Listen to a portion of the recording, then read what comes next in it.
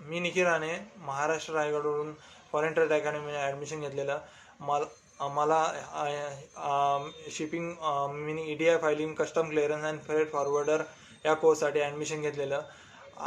आणि मला इथे सर्व प्रकारचे डॉक्युमेंटेशन इथे शिपिंग लाईनविषयी सर्व डॉक्युमेंटेशन शिकलो.